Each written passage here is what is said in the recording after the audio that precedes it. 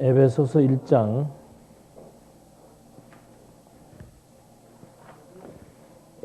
1장 4절 한 절 보시겠습니다.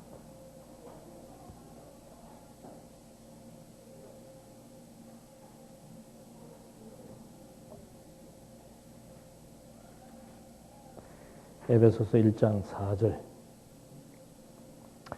그분께서 창세전에 우리로 사랑 안에서 그분 앞에 거룩하고 흠이 없게 하시려고 우리를 그리스도 안에서 택하셨으며, 한 절만 봉독하겠습니다. 오늘은 인간론인데, 인간론에 대해서 우리 전통신학자들이 인간론에 접근하는 방식이 있고 성경신학에서 접근하는 방식이 있는데, 이 전통신학자들이 분류하는 그 인간론의 그 목차를 보면은 일부가 원시 상태. 원시 상태라고 하는 것은 타락 이전을 말합니다. 타락 전의 상태를 이제 원시 상태라고 얘기합니다. 그래서 원시복음 이런 얘기도 하는데, 그런 것들이 이제 원시복음이란 얘기는 아담으로부터 아브라함 이전까지 상태를 이제 원시복음이라고 얘기하기도 하고, 인간론을 얘기할 때 원시 상태라고 하는 것은 타락하기 이전의 상태를 얘기하고, 그 다음에 2부에서 취급하는 것이 죄의 상태에 있는 인간. 그러니까 하나님이 처음에 인간을 창조했는데 인간이 어떻게 했다? 타락으로 말미암아 죽음에 이르렀다. 그래서 타락전, 여기에서는 이제 타락전의 상태, 타락전의 인간의 상태를 논할 때 인간에게 제일 중점을 두는 부분이 자유의지라고 했습니다. 그 다음에 이제 두 번째 단원이 죄의 상태에 있는 인간인데, 그 인간이 죄의 상태에 있게 된 동기가 뭔가 하면은 타락이다. 아담의 타락이다. 그렇게 얘기를 하고, 그 다음에 이제 3부가 뭔가 하면은 은혜 언약 안에 있는 인간. 여기도 상태 썼으면 여기도 은혜 상태라고 쓰는 게 맞을 텐데, 여기서는 갑자기 또 은혜 언약이라고 하는 말을 씁니다. 그러니까 여기에서 말하는 은혜 언약은 우리가 말하는 은혜 언약하고 다릅니다. 그래서 언약이란 말을 해도 그 언약이 가리키고 있는 어떤 개념이라든지 또는 정의라든지 이런 것이 다르기 때문에, 여기에서 말하는 은혜 언약은 뭔가 하면 자유의지로 말미암아 타락한 인간을 뭐 하시는 거예요? 구속하시는 거. 이것이 창세기 3장 15절을 이제 은혜 언약으로 채택을 하는 겁니다. 이게 전통 신학자들이 구성하고 있는 인간론의 목차입니다. 그러니까 이거 하나만 보더라도 인간을 지금 그 인간에 대해서 논의하는 그런 그 과정이 전부 뭐로부터 나오는 거예요? 타락을 중심으로 해서 지금 설명을 하는 겁니다. 그러니까 인간이 타락하게 된 원인이 뭔가? 하나님께서 인간에게 뭘 주었다? 자유의지를 주었다. 그 자유의지를 갖고 인간 스스로의 판단과 결정에 의해서 타락한 것이다. 그러니까 인간의 타락과 하나님과는 관계가 있다 없다?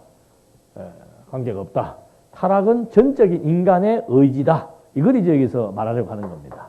그런데 하나님께서 사랑이 많으신 분이기 때문에 이 타락한 인간을 그냥 두지 않고 어떻게 해요? 구속해 주었다. 무슨 근거로? 창세기 3장 15절에 보니까 여자의 후손이 어떻게 해요? 사단의 머리를 상하게 할 것이다라고 언약을 했다. 그래서 하나님께서 우리를 구원하는 것이다. 이런 이제 논리로 전개가 됩니다. 그러니까는 인간론 그러면 전부 어디에만 관심이 가는 겁니까? 인간 자체에 지금 포인트를 맞춰서 신학적 논리를 전개하고 있는 거죠. 그럼 여러분 같으면 어디로부터 출발했으면 좋겠어요? 어디로부터 출발했으면 좋겠어요? 눈치들은 살아있네. 그럼 창세 전부터 하는 거하고 이거하고 어떤 차이가 있어요? 누가 싫어하더만 질문을 하면 한 번으로 끝내면 좋은데 대답하고 나면 또 하고 이래서 그렇다는데, 창세전 그리스도 안에서 뭐 한 거예요? 하나님께서 선택. 선택이라는 말을 또 다른 말로 하면은 언약이라고도 할 수 있는. 왜? 그 선택해서 뭘 주었으니까? 복을 주었으니까. 복을 주는 형식이 언약 아니에요. 언약의 내용이 복이고. 다 연결되는 얘기예요. 그러니까 여기로부터 출발하는 이유는 뭡니까, 그러면?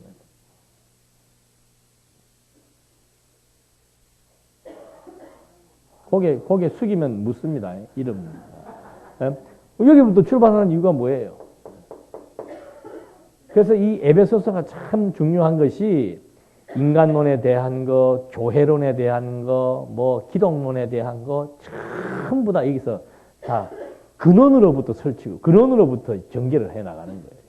그러니까 하나님께서 다 우리가 여기 지금 인간론이니까 하나님께서 인간을 창조하신 목적 이렇게 딱 써놓으면 이제 조금 윤곽이 좁아들죠. 여기는 하나님이 인간을 창조한 목적이 뭡니까? 타락해서 뭐 하시려고? 구원하시려고. 자, 여기는 보니까는 타락 전부터 지금 뭐가 나오는 거예요? 하나님의 선택, 언약, 복 이런 총합적인 하나님 중심의 어떤 개념이 지금 나오기 시작을 하죠. 그리고 하나님께서 아담을 창조하자마자 뭘 하시는 거예요? 복을 주시는 거죠. 이게 언약이죠, 언약. 타락하고 상관이 있습니까? 없습니까? 상관없는 거예요. 근데 여기는 자유의지를 부각을 시키니까 아담 창조의 그 중심점을 자유의지로 지금 딱 집약을 시켜버리니까 자유의지는 무엇과 관련이 있는 거예요? 타락과 관련이 있어져 버리죠. 타락은 구속과 관련이 있어 버리죠. 이게 구속사라 이 말입니다. 그러니까 하나님의 섭리가 타락한 인간을 구속하기 위한 것이다 라고 하는 것이 구속사예요. 그러다 보니까는 반대로 그럼 인간이 타락 안 했으면 하나님은 할 일이 있습니까? 없습니까? 없어. 그럼 결국은 이 역사의 주체가 누가 되는 거예요? 인간이 지금 주체가 되는 거예요. 그래서 이걸 인간학이라고 얘기하고 구속사 신학은 그래서 잘못된 것이라고 말하는 거죠. 타락한 인간 구원하는 거 맞아요? 틀려요? 부분적으로 맞죠. 그러나 섭리의 목적 자체가 이것이 아니라는 거죠. 여기는 섭리의 목적이 지금 출발이 어디로부터 나가는 거예요? 타락과 상관없이 지금 어디로 나가는 겁니까? 창세전으로 지금 거슬러 올라가가지고 아담을 창조했을 때도 우리는 아담을 창조하자마자 하나님께서 아담에게 뭘 주었다? 복을 주었다는데 관심을 갖는 거예요. 근데 이 사람들은 아담을 창조했을 때 복을 주었다는데 관심을 갖는 게 아니고 아담에게 뭐가 있다? 자유의지가 있다는데 관심을 갖는 거고. 이 차이가 엄청난 거예요. 그래서 아담에게 복 주어놓고 그 다음에 창조도 마찬가지입니다. 창조도. 여기도 똑같이 자유의지라고 하는 걸 하나님의 형상 따라 창조했다 그러잖아요. 하나님의 형상 따라. 근데 우리도 하나님의 형상 따라 했어요? 안 했어요? 했죠. 근데 했긴 했는데 이제 설명하는 방식이 다른 거죠. 여러분은 어제는 잠깐 그렇게 말씀드렸습니다. 하나님이 인간을 창조할 때 어떻게 창조합니까? 흙에다가. 이거는 물질이죠, 물질. 아무것도 아니에요. 인간의 이 외형이라고 하는 것은 물질이에요, 물질. 그러니까 흙에서 왔으니까 어디로 보내는 거예요? 물질로 보내버리는 거예요. 이거 땅에 묻으면 어떻게 돼요? 다 썩어버리는 거예요. 물질로 돼버리는 거예요. 근데 인간에게 중요한 의미는 흙이 중요한 게 아니고 흙에다가 뭘 집어넣은 거예요? 살아있는 생명의 기운을 집어넣은 거예요. 그러니까 인간이 뭐가 된 겁니까? 살아있는 영이 살아있는 형체를 가지고 있는 것이 된다 이 말이죠. 그래서 하나님의 형상 따라 창조했을 때 그 형상의 핵심은 뭡니까? 이거예요. 이거 생명의 기운. 생명의 기운. 그러니까 우리가 태초에 아담이 하나님에게 뭘 받은 거예요? 생명의 기운을 받은 거죠. 그러니까 이 아담은 이 생명의 기운을 하나님으로부터 받았으니까 아담은 누구 안에 있는 겁니까? 하나님 안에 있는 거죠. 이 생명의 기운에 의해서 지금 존재하는 게 돼버렸잖아요. 근데 이 자유의지라고 하는 뭔가 하면은 하나님이 여기에 지금 인간을 만들었는데 인간에게 뭐가 있다? 독자적인 의지가 있다. 이게 지금 하나님과 인간이 어떻게 해요? 떨어져 있는 관계로 각각의 독립적인 존재로 생각을 하는 거죠. 근데 여기는 독립적인 존재가 될 수가 없습니다. 무엇에 의해 주어졌기 때문에. 생기에 의해서 지금 이 생기가 지금 차단된 거에 계속되는 거예요. 차단되면 육신은 끝나버리는 거예요. 계속 지금 생기가 공급되어져서 이 안에서 지금 존재하기 때문에 이런 구도를 가지고, 일원론적 구도죠. 이런 구도를 가지고 인식을 해야 되는데 자꾸 하나님이 창조했고 그 다음에 인간에게는 또 의지를 주었고 따로따로 분리시켜 버리는 거죠. 여기서는 그 하나님의 생기로 창조된 인간에게 있어서의 이걸 또 다시 구성을 살펴보면은 이게 이제 영이고 육이 되는 거죠. 이렇게 해서 영, 혼, 마음, 감각, 육 이게 다 분류가 되어지는데 이것도 지금 다 누구 안에 있는 거예요. 이게 하나님의 그 생명의 기운에 의해서 지금 영혼이라고 하는 것이 생기에 의해서 구성된 것이지 영혼은 하나님의 생기 없이 지금 구성된 건 아니라는 거죠. 그래서 이게 이렇게 되었을 때 인간에게도 물론 의지가 있습니까? 없습니까? 의지가 있지요. 예. 깨달은 거 이성이고 느끼는 거 감성이고 이렇게 해야 되겠다 하는 게 결단 아니에요. 그 의지지요. 그것이 이 안에 하나님의 생명의 기운을 힘입어서 발생되어지는 의지지 하나님이 딱 이렇게 만들어갖고 이렇게 물건 하나 만들어서 저기 놓으니까 물건은 저기 있고 만든 사람은 여기 있고 라고 하는 공간적 구분에 의해서 이해를 하다 보니까는 자꾸 자유의지를 이렇게 부각을 시킬 수밖에 없는 거예요. 그러니까 하나님의 형상 따라 창조했다라고 하는 것은 제일 중요한 것이 자유의지가 중요한 게 아니에요. 제일 중요한 것이 인간이 뭐가 된 거예요, 이게. 생기에 의해서 영체가 되었다는 거죠. 그러니까 하나님의 생기, 하나님의 형상 따라 창조된 피조물 인간에게 있어서 제일 첫 번째는 뭔가, 형상의 첫 번째는 뭔가, 생기를 부여받아서 인간이 뭐가 된 거예요? 생영체가 되었으니까 인간에게 뭐가 있다는 겁니까? 영이 있다는 거예요. 그리고 두 번째가 이제 인간은 하나님께서 인간을 어떻게 만들어 놓는 거예요? 영원한 존재로, 불멸이죠, 불멸. 영원한 존재로 만들어 놓는 거죠. 그리고 만들어진 그 인간에게 이제 자유의지만 있는 게 아니고 인격적 작용, 지성과 이성과 지성과 감성과 의지에 의한 결단을 할 수 있는 그런 인격적인 작용을 이제 세 번째가 준 것이죠. 그렇게 해서 이렇게 전개되면 되는데 여기는 이것저것 다 뽑고 하나님이 인간을 창조했을 때 그 형상이란 뭔가 이성이다. 어떤 사람은 감성이다. 어떤 사람은 의지다. 이게 또 다양해요. 그 중에서 대표로 이제 부각되는 것이 자유의지다. 이렇게 강조를 하게 되는 거죠.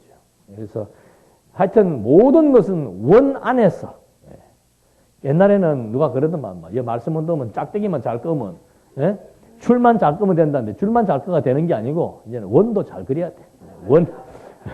원 안에서 되어야 이게 일원론적 체계에 의해서 신을 우리가 이해하고 또 신에 대한 모든 섭리를 바르게 판단할 수 있게 되는 겁니다. 그래서 이 목차만 보더라도 이렇게 다른데 우리는 여기서 이렇게 선택, 언약이죠.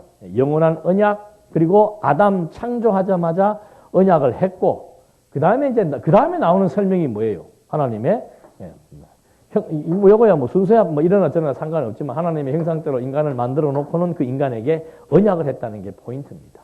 언약을 하고, 그 다음에 주신 것이 뭔가 하면은 금과법이에요, 금과법.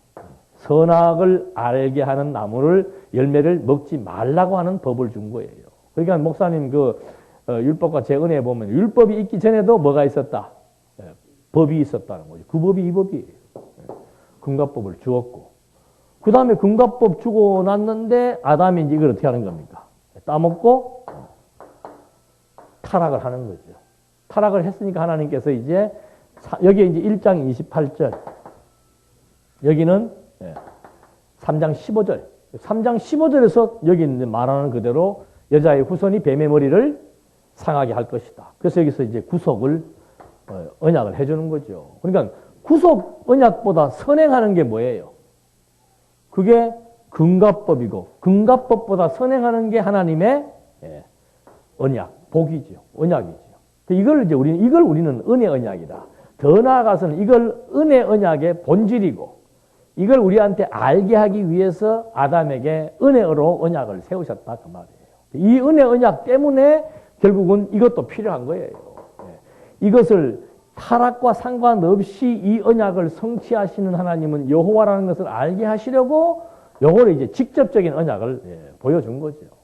그렇게 이해해야 될 것을 이거를 이제 막 제일 첫 번째 화두로 세워버리고 논리의 근간으로 삼아버리니까 결국은 하나님의 섭리는 인간의 구속에 딱 이렇게 기결될 수밖에 없고, 이거는 뭔가 하나님의 섭리는 하나님이 인간을 창조하신 목적은 뭔가 여기서부터 스스로 뭘 하셨기 때문에 언약하셨기 때문에 언약대로 인간에게 언약을 또 세우시고 언약대로 인간을 창조하시고 창조한 인간에게 언약을 세우심으로 그 언약을 둘째 아담 그리스도로 성취하셔서 하나님은 뭐예요? 여호와로 존재하신다는 영광을 뭐 하는 겁니까? 선포 또는 계시하는 거죠. 그래서 그걸 보게 된 인간의 입장에서는 드러난 하나님의 영광을 보고 영광을 찬양한다라고 하는 거. 이것이 이제 창조의 목적이 영광 계시, 그 다음에 그 계시된 영광을 보고 인간이 영광을 찬양하는 것인데, 그건 하나님 중심이잖아요. 인간의 창조 목적이 하나님의 영광 계시, 하나님의 영광 찬양인데, 여기는 타락한 인간에 대한 구속 이렇게 돼버리니까 이제 근본적으로 나누어진다는 것을 우리가 알 수 있습니다. 그래서 전통 신학에서는 이제 원시 상태의 인간에서 다루는 핵심은 하나님의 형상이라고 해서 자유의지 문제를 다루고, 아까 말씀드린 대로 두 번째가 타락, 그리고 세 번째 은혜 언약이라고 하는 것이 구속 언약이라고 하는 것, 이렇게 설명이 되고, 이런 기본적인 원리에 의해서 그 다음에 이제 우리가 인간에 대해서 세세하게 이제 설명할 필요는 있죠. 그렇지, 인간이 어떤 형식을 가지고 어떤 형식을 취하게 되는지, 그걸 이제 인간론이니까 인간에 대해서 논의를 해야 될 거 아니에요. 그것이 성경적 기록에 나와 있단 말입니다. 그리고 이것은 이제 인간의 영원한 인간의 존재, 인간의 어떤 근본적인 실체라고 본다면은, 이제 하나님께서 아담을 어떻게 해요? 창조했을 때 어떻게? 생명체로. 타락 전 인간은 생명체다. 살아있는 영체였다. 근데 타락 후 이 생명체가 어떻게 변했다? 육체가 되어버렸다. 그래서 이 육체가 되어버렸기 때문에 이제 이 육체는 이제 완전히 타락한 본성을 이제 함의하게 되는 거죠. 그래서 바울이 우리는 과거에 본질상 진노의 자식이다. 죄의 삭스로 두어진 거 아니에요. 죄의 삭스는 사망이다 했을 때, 창세기에서 말한 하나님께서 아담이 타락했을 때 너는 정령 죽으리라 했잖아요. 그 죽음은 무엇을 의미하는 겁니까?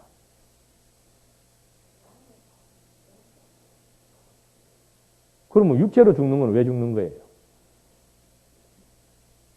어떤 사람들은 육체적으로 하나님은 처음에 안 죽게 만들었는데 인간이 타락으로 말미암아 육체적인 죽음도 맞이하게 됐다고 얘기한단 말이에요. 그게 전통적인 죽음에 대한 견해입니다. 육체는 왜 죽는 거예요? 타락 안 했으면 육체가 죽어요, 안 죽어요? 타락 안 해도 죽어요?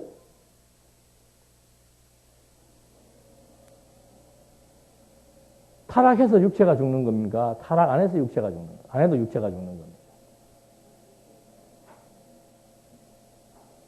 점심 먹고 이런 거 하면 조금 이제 우리가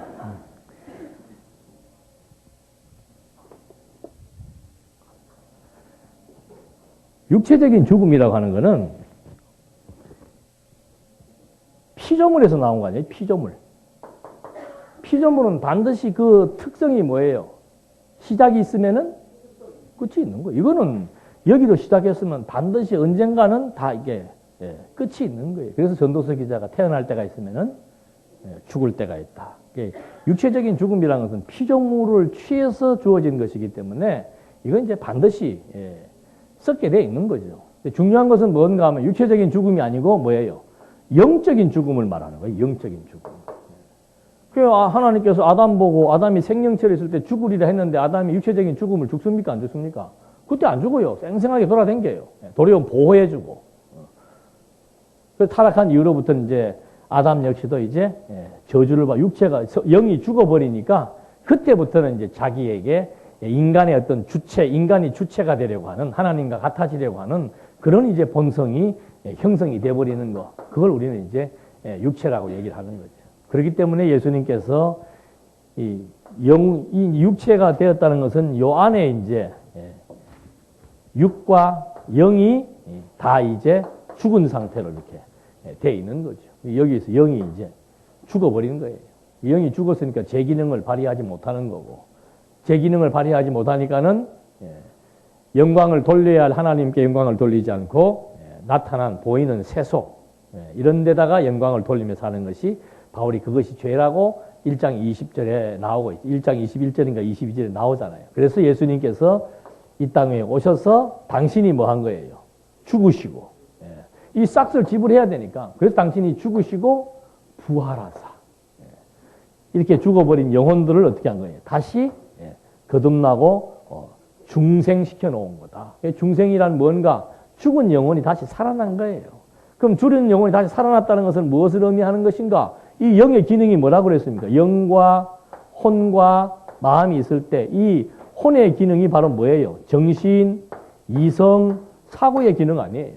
그러니까 영이 죽었다 살아났다는 것은 정신세계가 달라져 버린 거예요. 정신체계가 달라져 버리고 그 다음에 이성적인 판단 이 기준이 달라져 버리고 그리고 생각하는 생각 사고의 기준과 방향들이 다 달라져 버리는 그게 거듭나고 중생한 거예요. 과거에는 모든 정신체계 사상, 이 정신이 사상을 만들잖아요. 모든 사상 체계가 인본주의 사상이에요. 인본주의 사상. 인간을 본위로 모든 것을 생각하고 인간 본위에 의한 철학 사상, 윤리 사상, 뭐 역사 사상 이런 것들을 다 만들어내었던 것이 이제는 막 모든 역사를 보는 거, 윤리를 보는 거, 어떤 이념을 설정하는 거 이것들이 전부 이제는 하나님 중심으로 완전히 바뀌어버린 거죠. 그걸 우리는 기독교 사상이라고 얘기하는 거예요. 그래서 인간 본위에서 이제는 모든 정신 체계 사상들이 기독교 사상으로 이제 탈바꿈되는 것을 우리는 거듭나고 중생한 영혼의 기능이라고 말하는 거죠. 그러니까 이거 바꾸려면은 뭐로만 바꿀 수 있는 거예요? 계속해서 예수님의 피 수혈 받을 수는 없잖아. 살아계시면 수혈 받으면 되는데 그 피는 이제 한 번 주고 가버렸으니까는 이 피를 계속해서 수혈 받으려면 어떻게 해야 돼요? 그게 이제 말씀밖에 없다는 거죠. 사람이 떡으로만 사는 것이 아니고 하나님의 말씀으로 사는 어떤 사람이 거듭나고 중생한 사람은 떡으로만 사는 것이 아니고 하나님의 말씀으로 살아야 이 영혼의 기능이 점점 하나님의 사람화된다는 거죠. 그래서 이제는 하나님의 자녀처럼 다 새롭게 생각도 마음도 행동도 다 변화될 것을 여기에서 말해주는 거죠. 이걸 이제 우리는 중생체라고 얘기하는 겁니다. 중생체의 특징은 뭔가 하면 영은 살았으나 아직도 뭘 잊고 있는 거예요. 육신을 잊고 이게 이제 원수라 이게. 이것 때문에 우리가 괴로운 거라니까. 그러니까 이 육신을 이제 자꾸 우리가 육신의 정력을 정복시키려면은 뭐가 커나가야 돼요? 영혼의 기능이 커나가면 이제 육신의 정력이 점점 줄어들어가는 것이고 영혼의 기능이 그냥 거듭나고 중생만 해버렸으면은 사는 건 어떻게 해요? 거듭나고 중생하지 못한 사람하고 차이를 발견을 할 수가 없어. 네. 깐난쟁이는 뭐 아무것도 못하는 것처럼 그런 상태가 돼버리는 거죠. 그래서 말씀을 지속적으로 공부하지 않으면은 그리고 우리의 말씀 공부라고 하는 것은 지속성입니다. 지속성. 제일 첫 번째는 완전히 정신의 이 체계를 망을 구축하는 거예요. 망을. 정신 체계 자체를 바꿔놓는 거. 이게 이제 망을 구축하는 겁니다. 오전에 말씀드린 대로 컴퓨터가 아무리 좋으면 뭐예요? 그 컴퓨터를 작동할 수 있는 그런 그 기능, 즉 예체가 윈도우라는 기능 아니에요. 그런 소프트웨어가 아주 확실하게 바뀌어야 되는데 그게 안 바뀌고 고물 상태에 있어 버리니까 이건 뭐 말씀 들으나 마나지. 뭐. 들어도 누구 중심으로? 또 해석도 참 은사야. 어떻게 똑같은 말씀 듣고 해석을 그렇게 자의적으로 하는지 몰라. 그런 것들이 아직 이게 구축이 안 됐었거든요. 그게 구축이 돼야 되고 두 번째는 구축된 그 이제 기능 속으로 계속해서 정보가 들어가서 계속해서 활발하게 하는 연습이 필요한 거죠. 연습 과정이 필요한 거죠. 그래서 그걸 갖다가 경건의 연습이라고 얘기를 하는 거예요. 그러기 위해서는 지속적으로 말씀이 들어와야 되는 거죠. 그래서 우리 이 말씀은 과거가 필요 없습니다. 미래도 필요 없고 항상 현재예요. 우리 집 애들 항상 뭐 말하면 앞으로 할 거다. 그런 소리 하지 말아야 돼. 할 거다 소리 하지 마라. 청소 좀 해라. 할 거야. 그런 소리 하면 지금 해라. 말씀도 마찬가지예요. 나 많이 들었어. 과거 필요 없습니다. 앞으로 들을 거야. 필요 없습니다. 지금 현재가 중요한 거예요. 현재가. 아니, 뭐, 과거에 뭐 밥 안 먹고 산 사람 있나? 예, 어제까지 내가 하루에 4끼 먹었다고 해서 오늘 안 먹어요? 아침은 배불러서 안 먹을 수 있지만, 저녁은 어떻게 해야 돼요? 그건 불변의 법칙이에요. 그 사람은 내보고 때만 되면 배고파한다고 뭐래 샀는데, 예, 그건 자기 위장 기준이지. 내 위장은 딱 하여튼 뭐 아침 많이 먹어도 점심 때 되면 또 배고프고, 점심 먹고 나면 시간 되면 또 배고프고, 우리의 영혼도 그렇다는 건데 우리가 그걸 느끼지 못할 뿐이에요. 근데 예민한 사람은 알죠. 말씀 먹어야 될 때 안 먹으면 벌써 마음이 어때요? 예, 이상하다니까. 정신도 본정신이 아니고, 예, 마음도 이 자기 마음이 아니라 생성생성 괜히 막 허전하기도 하고 허탈하기도 하고 우울하기도 하고 또 어떤 데는 또 신경질 내기도 하고, 예, 그걸 병리학적으로는 우울증이라 그러는 거예요. 그거 치료하는 방법 딴 거 없습니다. 지속적으로 공급돼서 정신체계 바로 잡히면은 우울증이 물론 생리적으로 생체학적으로 있기야 있겠지만은 그게 그렇게 나를 막 지배해서 환자로 만들지는 않는다. 그래서 이런 것들을 우리가 정확히 이해한다면은 중생체라고 하는 것은 육신을 입고 있기 때문에 말씀이 공급되지 않으면은 완전히 육체의 노예가 될 수밖에 없다. 그거 알 수 있는 거죠. 그러나 우리에게 희망은 뭡니까? 그렇지만 육체를 입고 때로는 육체에 져서 고통받고 신음하고 아픔을 겪고 살지만 그러나 우리에게 무엇은 있다? 내일은 있다 이 말이에요. 내일. 그 내일이 뭐예요? 그 내일이 오소서 아니에요. 오소서.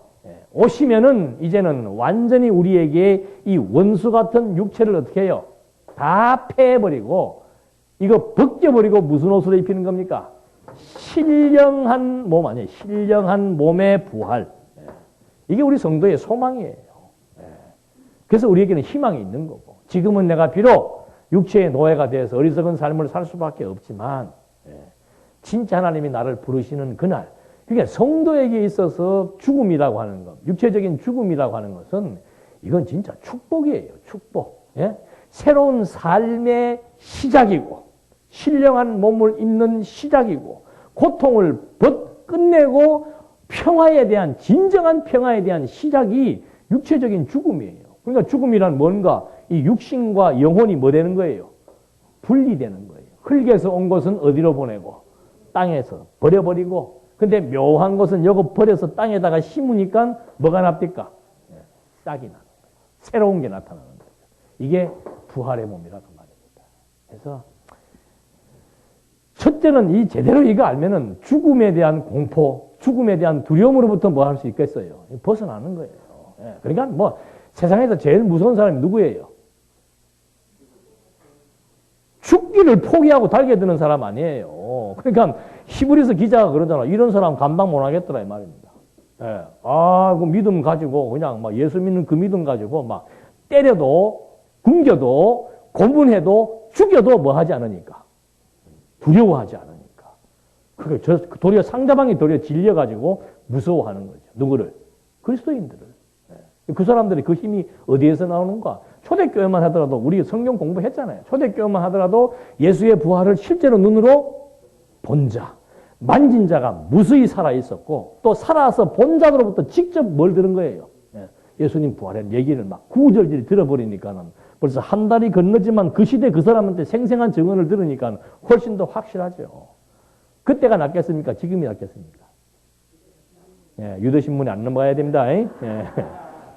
그때는 말 듣는, 지금은 이게 문서화된 거예요. 이게 전부 죽음과 부활에 관한 내용을 이렇게 많이 지금 기록을 해놓은 거예요. 그래도 안 믿어진다면 그건 참 불가사의한 일이지 뭐. 그래서 이렇게 해서 마지막 우리가 있는 몸이 신령한 몸이라고 하는 거예요. 이거에 대한 확신이라고 하는 건 굉장히 우리 그리스도인들에게 중요한 문제입니다. 그러니까 요즘 후반부 하면서도 늘 봅니다만 야고보서에서도 그렇고 고린도 교회에서 문제가 생겼을 때도 그 문제를 해결하기 위해서 바울이 제시하는 것이 이거 얘기해 주는 거예요. 우리가 한피 받아서 하나님의 전이 되었고 마지막 우리는 우리가 죽음 이후에 같은 몸을 입게 될 사람들. 그 몸이 어떤 몸인가? 그게 예수의 부활의 신령한 몸이다. 막 고생하고 고통받고 가난에 찌들리는 사람들에게 걱정하지 마라. 까짓것 이 땅에 사는 것 진짜 하루가 천년 같고 천년이 하루 같은 것처럼 잠시 잠깐에 불과하다. 비록 어려움이 있다 하더라도 우리에게는 무엇이 있지 않는가? 부활의 소망이 있지 않는가? 찬송합시다. 베드로가 그 말하는 거예요. 찬송합시다. 지금으로 말하면 막. 그러니까 그때 막 격한 찬송, 그냥 찬송도 아니에요. 진짜 예. 주 예수의 강림이 불어나니 하면서 막 찬송들이 그때 그런 찬송 불렀는지는 모르지만 하여튼 막 예? 거기에서 막 나오는 거죠. 그래서 이런 인간론에 있어서의 제일 중요한 것은 뭔가 하나님이 인간을 어떤 목적으로 창조했는지 그리고 그 창조의 과정상에 나타난 인간은 어떻게 구성되어 있으며 그 인간이 어떤 형식을 가지고 지금 존재해 가고 있는지 그걸 정확히 파악하면은 인간론은 뭐 끝나는 거예요. 그러니까 요거 네 가지만 정확하게 인지를 하고 있어도 아 인간 참 뭐 별거 아니구나.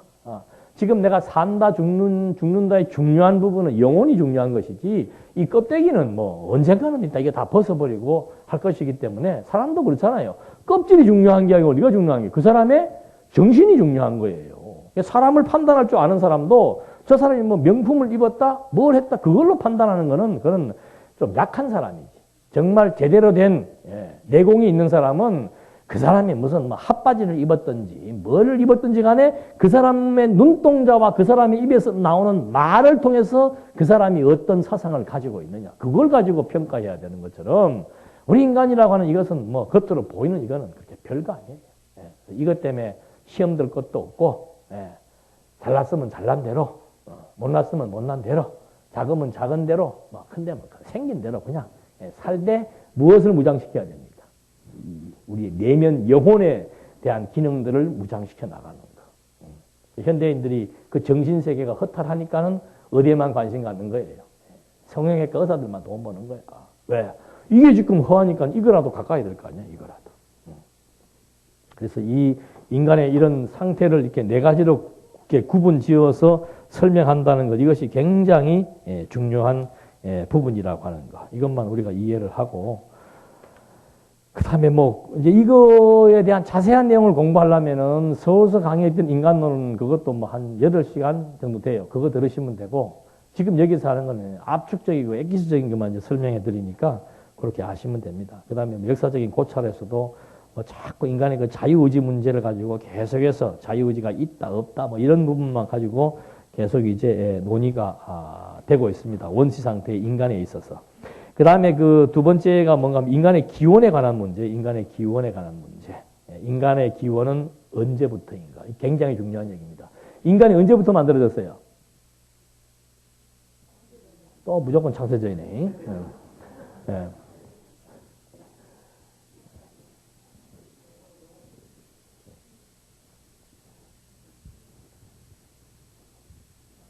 그래서 이거 참 사도 바울이 그런 말을 안 해줬으면은 모든 것의 출발을 어디로부터 시작할 수밖에 없습니다.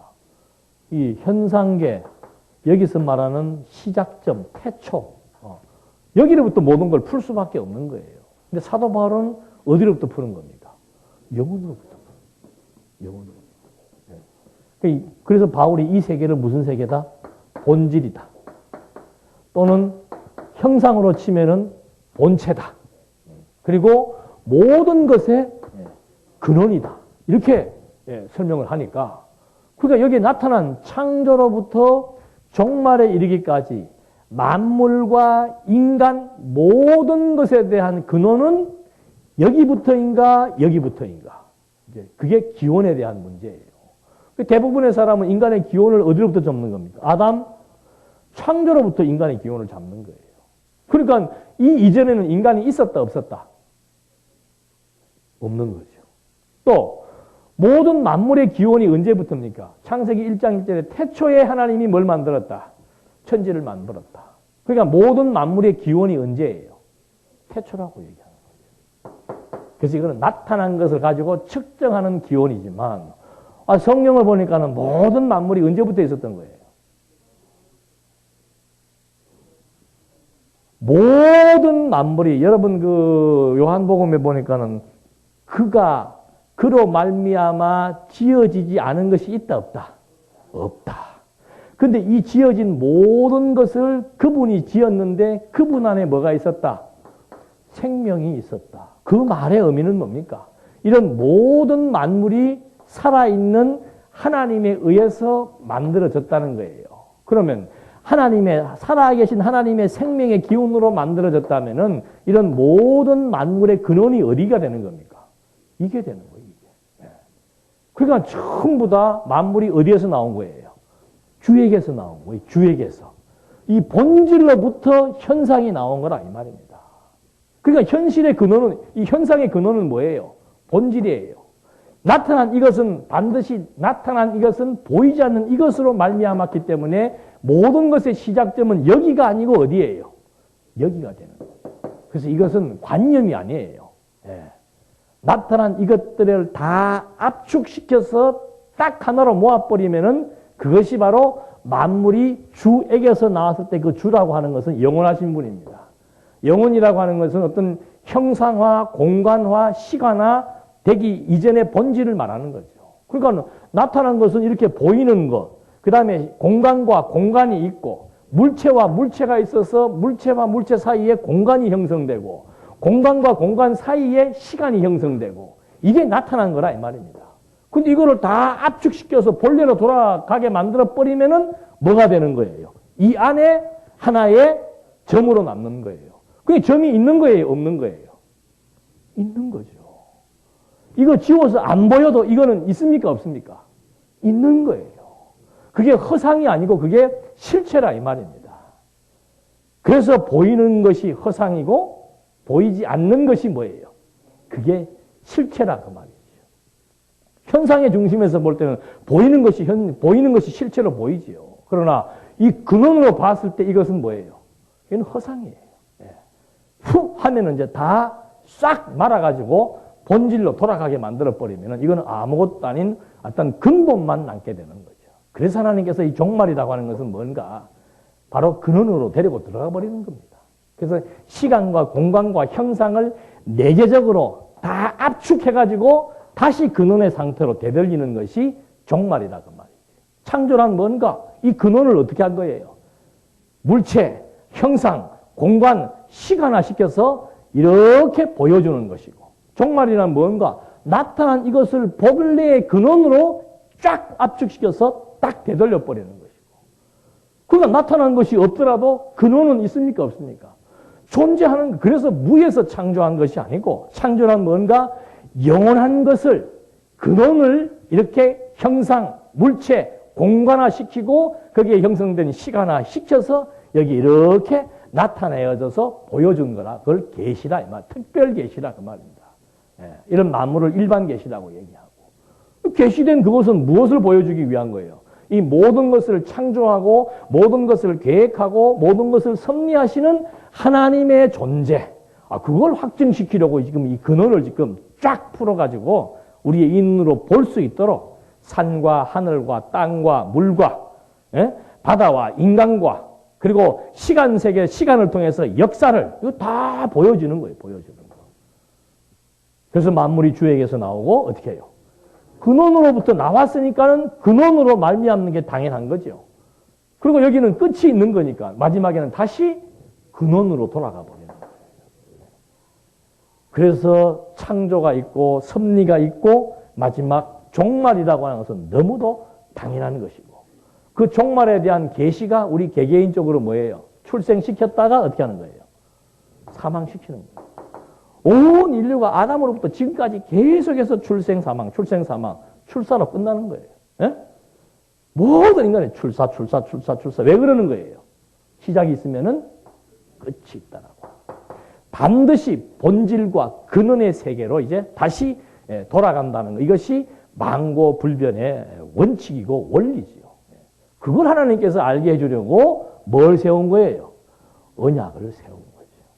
그리고 언약대로 그리스도를 통해서 성취하시니까는 이 감추어져 있던 비밀의 영광이 어떻게 된 거예요? 확 드러나 보는 거죠. 그래서 그 특별 계시인 성경을 통해서 우리가 뭘 보는 겁니까? 이 세계를 본다는 말이에요. 이 세계를 본다는 말. 바울이 하는 말이 이게 보통 말이 아니에요. 그러니까. 모든 것이 주에게서 나오고 주로 말미암고 주에게로 돌아가고 보이는 것이 다가 아니고 보이는 것은 나타난 것으로 보이지 않는 것으로 나타난 것이고 보이는 것이 다가 아니고 보이지 않는 것이 뭐다? 그게 실제다. 그렇게 지금 바울이 설명을 하는 거예요. 근데 이제 이 세계에 대한 개념이 없으니까는 거의 90%의 학자들이 창조의 시작은 모든 것은 어디에서 시작되었다? 아무것도 없는 데서 시작되었다고 말하는 거예요. 그게 무에서의 창조라 이 말입니다. 그러니까 아무것도 없는 데서 시작되었으니까는 이 아무것도 없는 데서 시작된 것은 반드시 뭐가 있어야 되는데 끝이 있어야 되는데 성경은 또 끝이 없고 예수님이 오시고 나서부터 계속 영원한 얘기를 해버리니까 영원이란 뭔가 시작은 있고 뭐가 없는 거다. 그게 안 맞아요. 성경에는 시작이 있으면 반드시 뭐가 있다 했는데 끝이 있다고 했는데 또 한쪽에서는 영원하다 그러니까는 모르겠다. 여기가 시작점으로 나타나니까 여기서부터 하여튼 끝도 없이 가는 것이 영원이다. 그게 불교의 윤회설과 만나는 거예요. 근데 성경은 그게 아니에요. 이거는 여기로부터 나온 것이기 때문에 무에서의 창조가 아니고 영원한 본질을 어떻게 해요? 시간, 공간, 수, 형상을 통해서 보여주었다가 시작했다가 다시 이제 끝을 내고 다시 돌아가게 하는 거. 인간도 마찬가지고요. 인간도 여기서 이렇게 만들었을 때 여기서부터 출발된 게 아니고 언제부터 있었던 거예요. 바울이 얘기하잖아요. 창세전에 그리스도 안에서 뭐 했다? 선택했다고 하니까 뭐 버리고 택했다 이런 관념으로만 생각을 하는데 그게 아니에요. 벌써 창세전 그리스도 안에서 벌써 아무것도 없는 데서 사람을 만든 게 아니잖아요. 사람을 만들었을 때 핵심 요소가 뭡니까? 흙보다 더 중요한 게 뭐예요?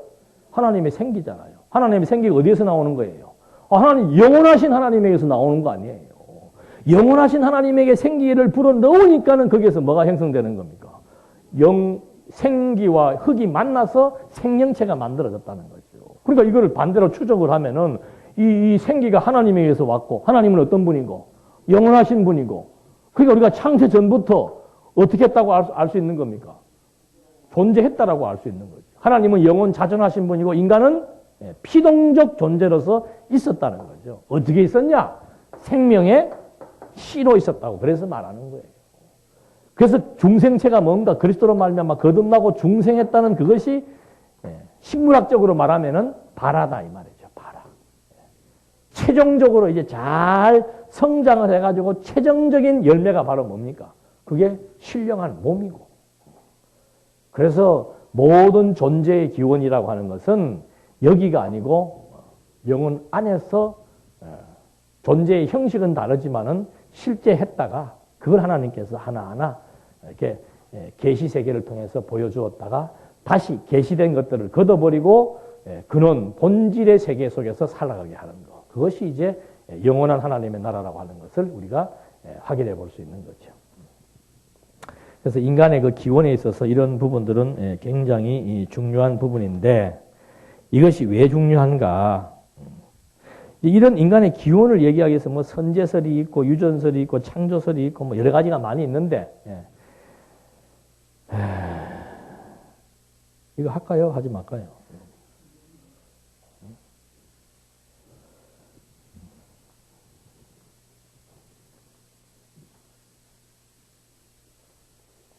그러니까 선제설이라고 하는 것은 여기에 영혼이 있다가 이 영혼이 여기에서 들어왔다 또 이렇게 들어왔다 이렇게 말하는 게 선제설이에요. 근데 우리는 여기에서 이렇게 들어오는 게 아니고 여기에 씨앗으로 존재를 했는데 인간의 영혼이 어떻게 전성이 되는 겁니까? 성경 자세히 보면 다 나와요. 하나님께서 처음에 아담을 어떻게 했어요? 창조했죠. 그 창조도 보면 참 재밌습니다. 처음에 아담은 여기 흙에다가 하나님의 직접 생기를 집어넣어 버렸잖아요. 그런데 여자는 어떻게 만들어요? 갈비뼈 뽑아가지고 여자를 만든 거예요. 근데 그 갈비뼈 뽑아놓은 여자를 아담이 보고 뭐라고 그래요? 내 뼈 중에 뼈고 살 중에 살이다. 그건 다른 말로 하면 뭡니까? 일체다 이 말이에요. 일체. 그러면은 살덩어리만 하나인가 이 말이에요. 아니에요. 아담에게는 하나님이 직접 생기를 집어넣고 이것을 그 다음에 여기에서 부분 뽑아서 여자를 만들어 놓은 거예요. 하와는 이렇게 만들어진 거예요. 같은 일체예요. 그럼 여자에게도 이 생명입니까? 아닙니까? 생명이 된 거예요. 그래서 이제 그 다음부터는 하나님이 이게 창조지요. 영혼을 창조해놓고, 아담을 창조해놓고, 그 다음에 둘이서 이제 이렇게 어떻게 해요? 한 몸을 이루어서 번성하게 하는 거죠. 그래서 이때부터는 남자와 여자, 정자와 난자의 관계를 통해서 혈육적으로 이제 번성시켜 나가는 거예요. 그렇게 이렇게 태어나는 거는 다 어떻게 태어나는 거예요? 영혼이 타락 이후로부터는 죽은 상태에서 태어나는 거죠. 그걸 이제 그리스도가 오셔서 성령으로 말미암아 다시 거듭나고 중생시키는 작업을 해 나간다는 거죠. 그래서 이런 내용들이 이제 정확하게 정리가 안 되니까 인간의 영혼의 기원이 도대체 어떻게 되는 것일까 해서 여러 가지 이론들이 많고 뭐 유전이다 하는데 뭐 이건 하여튼 뭐 창조, 출생, 유전 다 이렇게 복합적으로 돼 나가는 것이죠. 이것이 정확하게 이해를 돼야 오전에도 말씀드린 대로 아담이 범죄할 때 어떻게 되었다? 아담이 범죄할 때 우리가 어디에 있었다? 아담 안에 있었다. 나는 여기서 태어났는데 무슨 아담, 언제 아담 안에 있어? 이게 난제예요, 난제. 그러니까 어떤 식으로 이 죄 문제를 나중에 하겠습니다만 죄 문제에서 어떤 이론이 나오는가 하면 그래서 아담이 지은 죄를 원죄라고 하고 내가 짓는 죄를 자범죄를 하는 거예요. 왜? 이때는 아무리 생각해도 말은 같이 있었다는데 실제로 같이 있지 않았잖아요. 그러니까 아담이 지은 죄 따로 있고 내가 짓는 죄 따로 있다라고 이분법적으로 구분을 하는 거예요. 근데 만약에 아담 안에 같이 있어서 같이 범죄를 했다면은 계속해서 뭐가 되는 거예요? 죄가 죄를 낳는 거예요. 아담이 낳고 하는 거는 전부 누구를 낳는 거예요? 다 죄 중에서 잉태해서 죄 중에서 출생하고 죄 중에서 살다가 뭐 하는 거예요? 죽는 거예요. 죄 중에서 죽는 거예요. 그래서 그런 얘기 들었잖아요. 흑인이 애 놓으면 뭐 나와요? 백이는 안 나와요. 계속 흑인은 낳고 하면 뭐만 나와요? 깜만 쫙 나오는 거라니까. 똑같은 이치예요. 그렇다면 반대로 말하면 이렇게 되니까 내가 여기에서 태어났어도 나의 유전인자가 누구에게 있었다?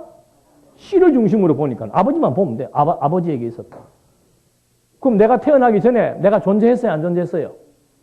아버지 유전인자 안에 내가 있습니까? 없습니까? 어려워요? 뭐가 어려워? 아니, 우리 모 만나서 누가 만들어졌어요? 나가 만들어졌잖아요. 그럼 이게 어떻게 만들어져요? 생물학적으로. 씨가 정자 아니에요. 씨가. 정자와 난자가 만나서 만들어졌으니까 이미 나에 대한 유전자가 여기에 있습니까? 없습니까? 그러니까 아버지 닮았다 그러잖아요. 우리 애도 이상해. 나하고 사진 찍은 게 있는데 똑같은 형식으로 누워가지고 밟고 오는 방향까지 똑같이 이렇게 되어 있더라니까. 그걸 뭐 2살짜리에게 이렇게 하라고 가르쳤겠어요? 사진을 찍고 나서는 그렇게 되어 있더라고. 그게 뭐예요? 예를 들자면 그것도 유전인자라고 말입니다. 그러니까 나라고 하는 존재가 나타난 것은 이때 나타났지만 사실은 내 유전인자는 이미 아버지 안에 있어요? 없어요? 있는 거예요. 그럼 이 아버지는 또 올라가면 어떻게 해요? 그 아버지에게. 또 어떻게 해요? 그 아버지에게. 올라가니까 어디까지 올라가는 거예요? 아담까지 올라가. 그래서 내가 아담 안에 있었다 하는 말의 의미가 생물학적으로 이렇게 입증되고 설명될 수도 있다는 거죠. 그러니까 아담 죄 지었을 때 내가 죄인이구나. 나는 태생적으로 죄인이구나 하는 것을 이런 관점에서도 쉽게 이해가 될 수 있잖아요. 이게 안 되니까 예를 들어서 그 갓 뱃속에 잉태된 애가 죄인입니까? 아닙니까? 걔가 뭐 태어나지도 않는데 뭔 죄를 지어? 이렇게 되는 거예요. 왜? 죄 중에서 잉태했다라고 하는 개념, 아담 안에서 같이 공범이라고 하는 개념, 그것이 설정이 안 되니까 그 다음에는 뭐 얘기들이 전부 다 어려워지고. 예수님의 십자가도 마찬가지죠. 예수님이 십자가 지실 때 우리도 함께 죽었어요? 안 죽었어요? 그게 뭔 소리예요? 예수님이 십자가에 못 박히실 때 같이 죽었다가 어떻게 해요? 같이 살았다? 베드로는 도망갔는데? 그런 것들이 이런 개념이 안 설정되면은 그게 도대체 납득이 되지 않는 거예요. 그래서 신학자들은 그런 부분들을 신비라고 그래요. 신비. 신의 비밀이다. 이건 우리가 마음대로 풀 수 없는 거다. 언제 가서 알아보자. 천국 가서 알아보세요. 천국 가면 시끄러워. 질문들이 많아가지고. 그럼 말이 필요 없겠지. 물어 사면 묻지도 않겠지. 가서 보면은, 아이고, 이거였구나 하고 알겠지. 머리 나쁜 사람들 또 물으면 한 대 맞든지. 그걸 질문이라고 하냐. 그래서 이 시간을 초월해서 존재한다라고 했을 때의 그 시간 초월의 개념도 창조, 출생, 유전적인 법칙에 의해서 하나님이 다 이렇게 출생시켜 놓았기 때문에 그거 하나만 잘 거슬러 올라가도 이게 인간의 기원이 여기가 아니고 이 안에부터 그러구나 라고 하는 사실들을 쉽게 이해될 수도 있고 내가 아담 안에서 같이 범죄했다는 말의 의미도 쉽게 정리가 될 수 있는 거죠. 그래야만 죄 문제가 바로 정리가 되어져서 보십시오. 죄 그러면 전부 다 원죄 자문죄로 나누잖아요. 나눌 게 있어요 없어요? 내가 태어나기도 육신을 입고 출생하기도 이전부터 나는 뭐예요? 근데 뭘 원죄가 있고 자범죄가 있어. 내가 자범죄, 내가 스스로 출생을 해서 저지르는 범죄를 안 저지르도 나는 언제부터 죄인이에요? 태고적부터 죄인이라니까. 그런 개념으로 죄가 설명이 돼야 죄와 범죄와 이렇게 설명이 되지. 그러지 않고 아담이 지은 죄 따로 있고 내가 지은 죄 따로 있는데 아담이 지은 죄 때문에 내가 죽어야 된다는 것처럼 억울한 게 어디가 있어요? 말도 안 되는 소리지. 그건 하나님의 억지처럼 보이는 거죠. 그래서 이런 부분들은 지금 굉장히 성경신학적인 관점이 아니면은 설명할 수 없는 내용이고 어느 신학 파트에 들어가도 이런 얘기는 들을 수가 없는 얘기예요. 영혼의 개념을 정리하지 않고 영혼의 개념이 들어오지 않으면은 이런 부분들을 창조의 문제, 인간의 원죄 문제, 하나님의 형상의 문제, 한두 가지가 아니죠. 종말의 문제, 과연 종말이 가능할까? 예수님이 갔다가 온다고 그랬는데 가는 것도 웃기고 오는 것도 웃기고 그렇잖아요. 이것만 웃기나? 부활이 어디가 있어, 부활이. 상식 밖의 일들이죠. 그래서 처음부터 하나님께서 창조를 보여준 것은 이건 창조라는 것 자체가 생명의 근원이심을 증거해 주는 거 아닙니까? 나는 요한복음에 정말 그렇게 심오한지는 몰랐어. 막 갑자기 하나님께서 태초에 말씀이 있다. 태초에 말씀이 있다. 해놓고는 그 다음에 창조가 나오잖아요. 여기 왜 창조가 왜 나와요? 갑자기. 태초에 말씀이 있었는데 이분이 하나님이고 예수님이다. 그러면 끝날 걸 갖다가 태초에 말씀이 있다. 근데 이 말씀이 하나님인데 이 하나님이 결국은 뭐 했다? 창조했다. 근데 창조한 그분이 결국은 하나님인데 이게 하나님의 아들 그리스도이다. 해놓고는 또 그분 안에 뭐가 있다? 생명이 있다. 이게 도대체 뭔 얘기예요? 이게? 그래서 이 창조가 여기에 설명되는 이유도 태초에 창조가 나오는 이유도 모든 것의 근원은 누구이시다? 하나님이 생명의 근원이다. 그 안에 이 안에 모든 것이 지금 다 있다는 얘기예요. 그걸 이렇게 풀어서 피조 세계에 보여지는 방식을 통해서 보여준 것이지 모든 것은 이 안에서 다 하나님 안에서 하나님에 의해서 주체와 개체로 창조와 피조물로서의 어떤 다른 형식에 의해서 존재는 근원적인 존재는 존재했다는 것을 우리가 확인해 볼 수 있는 겁니다.